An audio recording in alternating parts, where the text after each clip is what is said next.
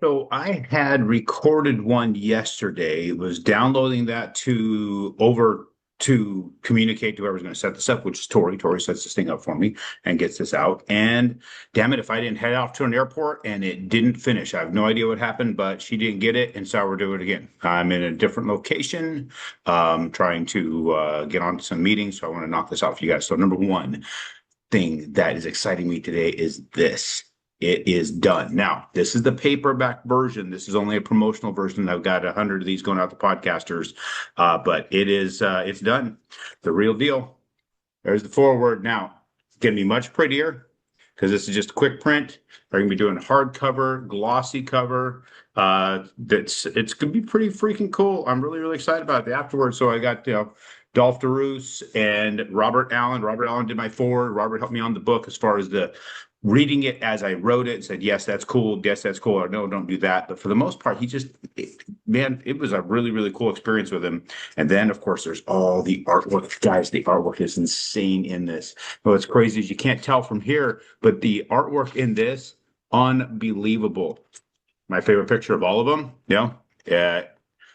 got to get this book and understand what I mean by meekness is not weakness. It's described with that picture.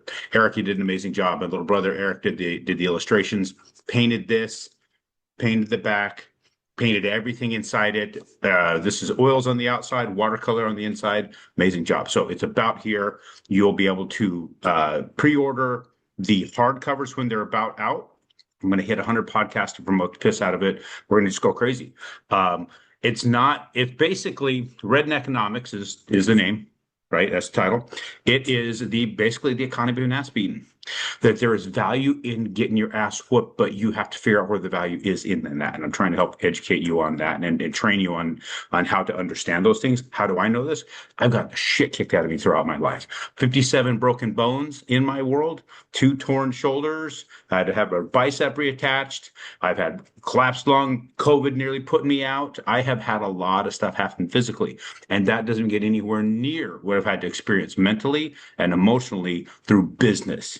That is the biggest beating I've ever taken. I've had 8 concussions in my life, and none of this is BS, guys. I've taken a massive beating. The durability of the human body is pretty amazing. I've tested that out. But what you take here could be 1,000 times worse. It's just a matter of how you handle that. So that's what I'm trying to help you with. And I'm going to be taking things beyond that. There's tools, there's things that we're going to be able to help you accomplish what you intend to accomplish, and then back it up with connections, with systems and tools and the ability to build out your future. I'm going to do what no lender has ever done for their clients to take you to levels that you've never gone, because we care about you. Where I'm at right now, I'm out taking care of a lot of things that are just kind of blowing up, trying to help some people out. So people got themselves in a weird situation. And if you guys are looking for deals and you still can't find anything you really, really like, I've got some that are landing on my desk. Text me if you want to hear about them. There's some amazing things. We're talking about annual 50+% return on investment. I'm not kidding you. And then some of them even greater than that. And there's 2 sitting on my desk right now. People are looking detailed at, but if you don't jump on them, because sometimes people are not in a great position to do that, you better be reaching out to me. Okay, so this week, what we've got, we have existing home sales came in, and they're up a little bit. So we did go above what they were anticipating. That was decent. We had consumer confidence came in a bit lower than what they anticipated. They're anticipating a 99.5 forecast. We ended up at a 93.0. The prior was 98.4. Revised from 98.0, so it went up a little bit as far as their previous reading. New home sales, those have dropped a little bit. Durable orders, those actually went up, is what we saw from what there was in anticipation. We've got initial claims. Those are staying pretty close. They're up just a tad from where they were previously. Continuing claims are they're coming in. We're just waiting on those to come in later on today. Later on this week, we got personal income, personal spending. We got PCE going to hit, so personal consumption expenditures, another favorite reading of the Fed when it comes to inflation, to see where things are going. A lot of people are sitting here waiting. Man, is the Fed going to lower the rate? Guys, quit staring at that. The Fed lowering the interest rate is not going to help us. It doesn't do what you think it's going to do. Too often people think of the Fed lowering the rate is going to be what makes things happen for our interest rates. That's not that. So when you hear Trump going off about lower the rate, Fed needs to do something, he's too late, he needs to start making things happen. The Fed rate has a lot to do with the commercial side of stuff. We are talking about hotels, constructing big commercial projects.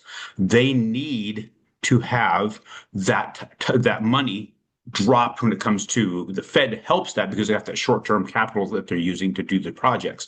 Long-term capital that we use for buying homes to finance for 30 years, it doesn't attach to that. Let's take a look here. This is the mortgage-backed security is what we want to look at. People talk about the 10-year. They talk about the Fed rate. They don't understand. The only reason the 10-year correlates is because it's a long-term bond, but it's a 10-year bond. You're getting a 30-year fixed mortgage, not a 10-year.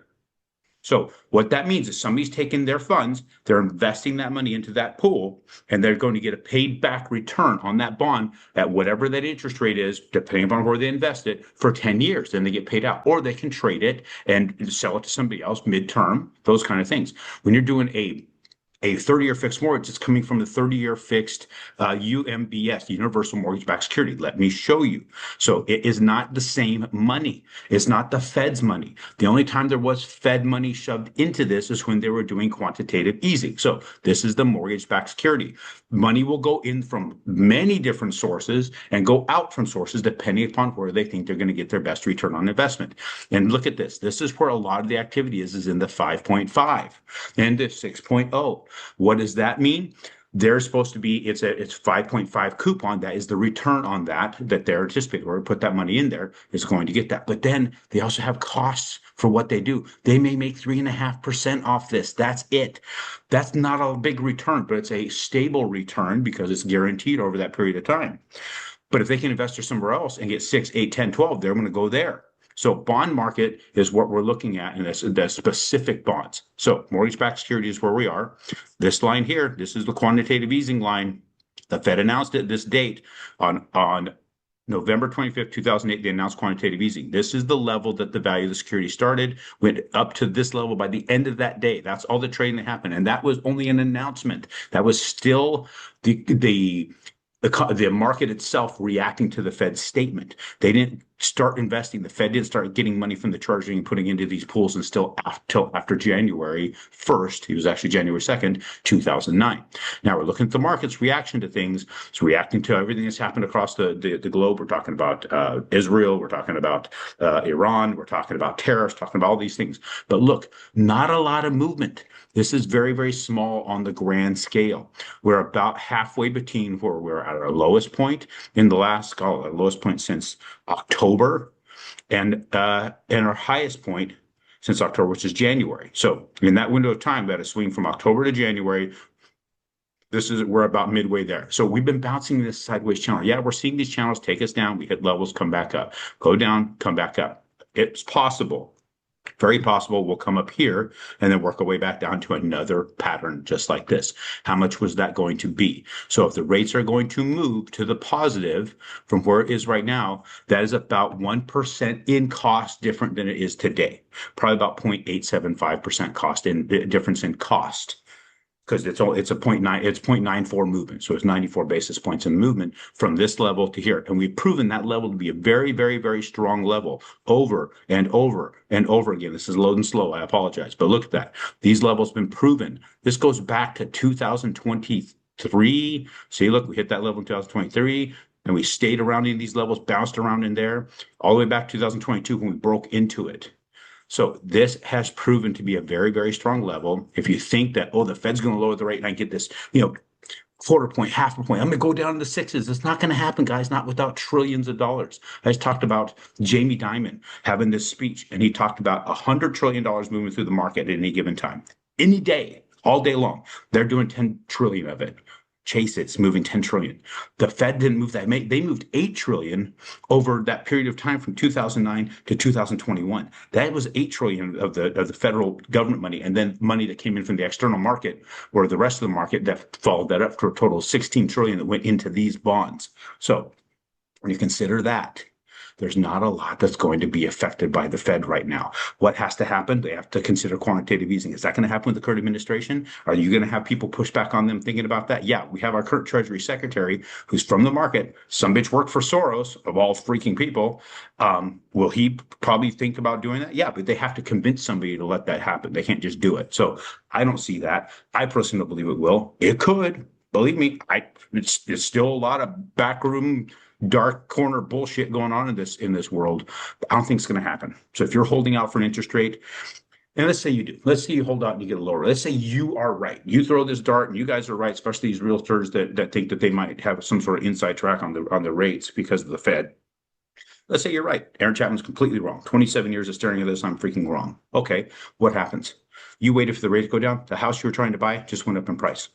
If it goes down by 1% in interest rate, you're going to see a 12% increase in price. Did you win? No. Lock the asset in and don't worry about the interest rate. If you're having a hard time with that, contact me. I'll explain where I'm coming from on this. I don't know what to tell you. In fact, there's another, I don't have the clip with me. I wished I did, where a man was being asked, a billionaire was being asked, what was the greatest advice he'd ever received? He says, from Charlie Munger, he said, don't ever sell a house. Get assets, get the houses. That's how you're going to be safe. Our economy is going to have a lot of crazy things happening. Those who hold assets are the ones who will win. Hold assets, get assets, especially real estate. It's just been proven over and over and over and over again. If you're sitting here waiting, you are thinking that you are going to buck a system that has never, ever failed. And that's real estate. Appreciate you guys. I will talk to you guys on Friday.